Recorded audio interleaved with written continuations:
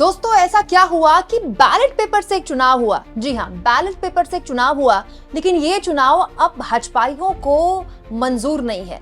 आखिर एक चुनाव कैसे बीजेपी के अंदर भयानक गतिरोध पैदा कर गया। दोस्तों बहुत ही दिलचस्प खबर है, क्योंकि इस खबर के जरिए मैं आपको बताऊंगी कि कैसे बैलेट पेपर से हुए चुनाव को लेकर भाजपाई इतने परेशान नाराज हो गए कि सीधा चले गए ओम बिरला के पास शिकायत लेकर।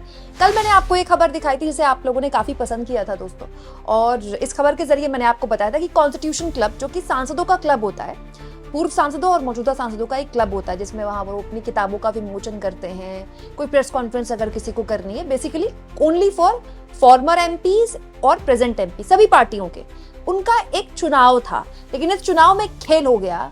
दो बीजेपी के कैंडिडेट थे, एक राजीव प्रताप रूडी जो कि बीजेपी के सांसद हैं बिहार से, एक संजीव बालियान जो कि मोदी जी के पूर्व मंत्री रह चुके हैं। संजीव बालियान को अमित शाह का बेहद करीबी माना जाता था। अमित शाह चाहते थे संजीव बालियान जीते, लेकिन राजीव प्रताप रूडी जीत गए। कहने को दोनों भाजपाई थे, लेकिन राजीव प्रताप रूडी को खुला सपोर्ट किया था सोनिया गांधी और तमाम विपक्षी दलों ने। और सोनिया गांधी ने राजीव प्रताप रूडी को बकायदा जब वो वोट करने आई थी तो कहा भी था कि don't worry, we are voting for you. Rajiv Pratap Rudy को आप कह सकते हैं कि इंडिया गठबंधन का सपोर्ट मिला और वो जीत गए। और ये माना जाता है कि राजीव प्रताप रूडी अमित शाह के इतने करीब नहीं है।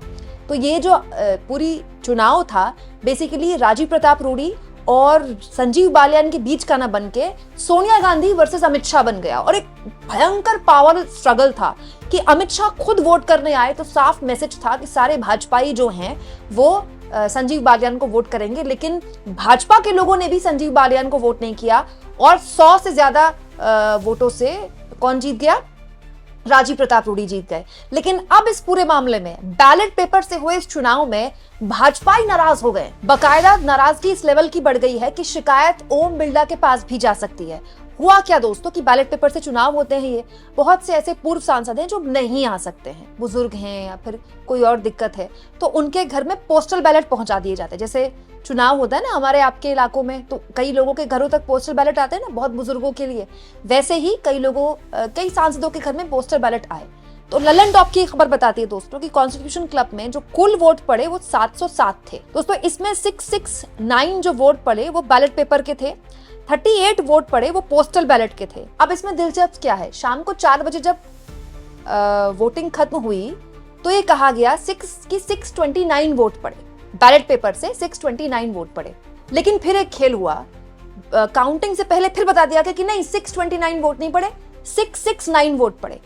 मतलब जो चुनाव करवा रहे थे उन्होंने दो अलग अलग आंकड़ा बता दिया। पहले बताया 629 वोट पड़े, फिर बता दिया 669 वोट पड़े। और जब ये सब हुआ तो दोनों पक्षों के बीच झड़प की भी खबर है कि संजीव बालियान गुट और राजीव प्रताप रूडी गुट भिड़ गए आपस में चुनाव अधिकारियों से कि क्या मजाक हो रहा है भाई। हालांकि बाद में गिनती पूरी हुई और राजीव प्रताप रूडी को जीता हुआ घोषित किया गया, जो कि अमित शाह खेमे के नहीं थे, लेकिन वो जीत गए क्योंकि सोनिया गांधी जैसे लोगों का उनको सपोर्ट था। और संजीव बालियान को हारा हुआ घोषित कर दिया गया, जिनके सपोर्ट में अमित शाह स्वयं आए थे वोट डालने के लिए। दोस्तों अब इस पूरे मामले में जो हारे हुए उम्मीदवार हैं अमित शाह और निशिकांत दुबे गुट के, संजीव बालियान ने आरोप लगा दिए कि 3 वोट की गड़बड़ी हुई है। बताइए, बैलेट पेपर से चुनाव हुए हैं, उसके बाद संजीव बालियान बता रहे हैं कि 3 वोट की गड़बड़ी हुई। और सुनिए दोस्तों, बीजेपी के पूर्व सांसद है विजेंद्र सिंह, बीजेपी के नेता विजेंद्र सिंह का यह आरोप है कि जब वो वोट डालने के लिए आए तो उनसे कहा गया कि आपका वोट तो पड़ गया है। तो उन्होंने कहा मेरा वोट कैसे पड़ गया, मैं तो वोट डालने अभी आया हूं। इसके अलावा एक और पूर्व सांसद है दोस्तों, राजा राम, उनके साथ भी यही हुआ। बाद में ये कहा गया कि आप दोनों के जो वोट हैं वो हम टेंडर पे डालते, टेंडर मतलब टाई पर। बाई चांस कई चुनाव होते हैं जिसमें टाई हो जाता है मामला, तो आपके वोट काउंट कर लेंगे। ये वहां पर जो चुनाव करवा रहे थे उन्होंने कहा। इसके अलावा बीजेपी के एक और सांसद है दोस्तों, सौमित्र खान, उन्होंने कहा कि जब वो वोट डालने आए तो उनसे कहा गया कि आपका वोट तो पड़ गया पोस्टल बैलेट से। तो सौमित्र खान ने कहा मैंने तो पोस्टल बैलेट से वोट डाला ही नहीं, मेरा वोट कैसे पड़ गया। उसके बाद उन्होंने भी नाराजगी जाहिर की। दोस्तों अब संजीव बालियान और जो दूसरे सांसद हैं बीजेपी के, सौमित्र खान, उन्होंने लोकसभा स्पीकर को लिखित में इसको लेकर शिकायत की। आप कहेंगे लोकसभा स्पीकर क्यों, ओम बिरला इसमें क्या करेंगे? दोस्तों लोकसभा के जो अध्यक्ष होते हैं वो कॉन्स्टिट्यूशन क्लब के पदेन अध्यक्ष होते हैं। जो भी लोकसभा के अध्यक्ष होंगे वही कॉन्स्टिट्यूशन क्लब के पदेन अध्यक्ष होंगे। तो शिकायत चली गई है लोकसभा अध्यक्ष के पास। अब दिलचस्प देखिए दोस्तों, यहाँ पर कॉन्स्टिट्यूशन क्लब में केवल सांसद और पूर्व सांसद जाते हैं, ना आपकी मेरी तो एंट्री भी नहीं है। हम पत्रकारों को भी अगर बुलाया जाएगा तो कोई प्रेस कॉन्फ्रेंस वगैरह कवर करने के लिए बुलाया जाएगा। उस जगह वोटों के घालमेल की खबर हुई तो मामला सीधा ओम बिरला के पास चला गया, और मैं पक्का श्योर हूं कि ओम बिरला सुनेंगे भी, सुननी भी चाहिए भाई।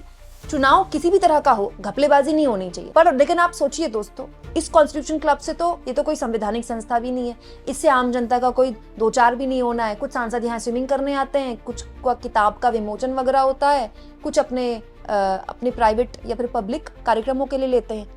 वहां चुनाव में गड़बड़ी हुई तो इतनी नाराजगी हुई, जो कि अच्छा है, होना चाहिए। चुनाव में तो पारदर्शी होनी चाहिए। यहाँ दोस्तों आम जनता मारी मारी फिर रही है बिहार की कि हम जिंदा थे, हमारे वोट काट दिए, इस गांव में इतने वोट काट दिए। और ऐसा नहीं है कि केवल बिहार में, दिल्ली में चुनाव में अरविंद केजरीवाल ने अपनी प्रेस कॉन्फ्रेंस में उन लोगों को बिठा दिया जिन्होंने कहा कि हम तो इस जगह में, फलानी जगह में इतने साल से रह रहे हैं, हमारे वोट क्यों काट दिए। विपक्षी दल चीख चीख कर, चिल्ला चिल्ला कर बता रहे हैं कि देखिए किस तरह का गड़बड़ झाला हो रहा है। और ये तो सच है दोस्तों कि बिहार के एसआईआर के बाद जो 1 अगस्त को डेटा शेयर किया है चुनाव आयोग ने, उसमें बहुत गड़बड़ पाई गई है। दैनिक भास्कर रोज इसको लेकर खबरें छाप रहा है। इस जिले में इतने लोग एक ही एड्रेस में पाए गए, इस जिले में इतने लोग 2 एपिक नंबर लिए घूम रहे हैं। तो आप सोचिए दोस्तों, उन लोगों के तो वोट कट गए तो उनका तो मताधिकार प्रभावित हो जाएगा। उनको तो इस बात का डर है, ऐसी अफवाहें वहां फैलाई जा रही है कि आपको तो फ्री अनाज मिलना बंद हो जाएगा, फिर आपको सरकारी सुविधाएं मिलनी बंद हो जाएंगी, जो कि गरीब आदमी के लिए बहुत इंपॉर्टेंट है। उनके दिल पर क्या सांप लौट रहे होंगे। मुझे खुशी हुई दोस्तों कि कम से कम ये सांसद इतने जागरूक हैं कि वो सीधे ओम बिरला के पास जा सकते हैं और उनकी शिकायत का संज्ञान भी लिया जाएगा, लिया भी जाना चाहिए। लेकिन पॉइंट ये है कि जब इतने छोटे से चुनाव में इन सांसदों को इतना फर्क पड़ता है, संजीव बालियान को फर्क पड़ता है, उनके दूसरे लोगों को जिनके साथ जिनके वोट में घालमेल हुआ उनको फर्क पड़ता है, जो कि अच्छी बात है, तो क्या इन आम लोगों के बारे में कौन सुनेगा? कौन सुनने वाला है दोस्तों? बीएलओ उनके घर नहीं आया, उनके फॉर्म भर दिए गए। ऐसी तो शिकायतें पूरी सोशल मीडिया में भरी हुई हैं। पत्रकार सवाल पूछे तो उनके ऊपर एफआईआर दर्ज की जाती है। दोस्तों, इस चुनाव के जरिए कुछ मिनटों के लिए ही सही, कम से कम हमारे माननीयों को इस बात का अंदाजा तो हुआ कि इस देश के आम नागरिक के साथ वोटर लिस्ट में गड़बड़ी में कितना बड़ा अन्याय होता है, और इस अन्याय से हमें फर्क पड़ना बंद हो गया है। दोस्तों, सुप्रीम कोर्ट आवारा पशुओं, आवारा जानवरों, आवारा कुत्तों को लेकर इतना ऐतिहासिक फैसला सुना सकता है और फिर तुरंत स्वतः संज्ञान भी लेकर उस पर कह देता है कि हम दोबारा से उस पर सुनवाई करेंगे, सोचेंगे, जो कि अच्छी बात है। मैं भी डॉग लवर हूं, मैं भी एनिमल लवर हूं, मैं भी चाहूंगी कि भाई इस तरह की ज्यादती किसी आवारा पशु के साथ ना हो। यहां तो जिंदा लोगों को मृत घोषित कर दिया गया, इसका कौन सुनेगा? आप इस मुद्दे पर क्या सोचते हैं? कमेंट बॉक्स में जरूर लिखें, और जितना हो सके चैनल को शेयर करें, सब्सक्राइब करें। और दोस्तों, थैंक्स और ज्वाइन का भी इस्तेमाल आप कर सकते हैं।